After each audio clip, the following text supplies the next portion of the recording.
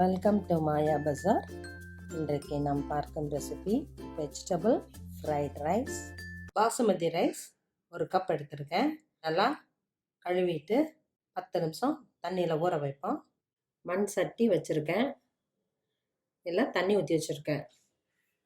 தண்ணியில் 2 பிஞ்சு கல்லுப்பு, 1 டீஸ்பூன் நெய் விட்டுருக்கேன். நெய் விடுறதுனால நமக்கு சாதம் ஒட்டாமல் வரும். மூடி வச்சுருவோம். தண்ணி கொதிக்கிறப்ப நம்ம ஊறின பாசுமதி ரைஸை போட்டுருவோம். 10 நிமிஷம் பாசுமதி ரைஸை கழுவி ஊற வச்சுருக்கேன், அதை போட்டுடலாம். 90% வெந்தோன்னா எடுத்துடலாம். குழையாமல் அதே சமயம் வெந்திருக்கு, படித்து எடுத்துருவோம். சாதத்தை உடையாமல் ஆற வைப்போம். இரும்பு கடாயில் 3 டேபிள் ஸ்பூன் கடலெண்ணெய் ஊற்றிருக்கேன். புகை வர்ற அளவுக்கு காயணும். காஞ்சிருச்சு. பெரிய வெங்காயம் 1, கேப்சிகம், கேரட் 2, பீன்ஸு 10. நல்லா மீடியம் ஃப்ளேமில் ஃப்ரை ஆகட்டும். இரும்பு கடாய்ங்கிறதுனால அடி பிடிக்காது. சுகர் 1/2 டீஸ்பூன் போடுறேன்.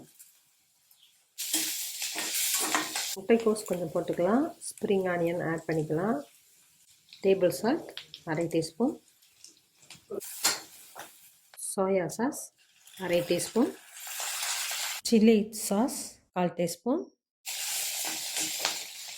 Tomato sauce 1/2 teaspoon.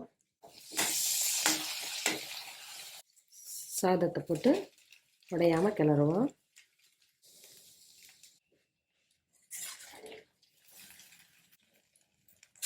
ஒரு நிமிஷம் அடுப்புலையே சூடாகட்டும்.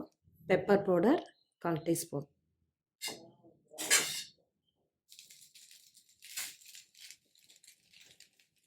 ஸ்டவ் ஆஃப் பண்ணிடுறேன்.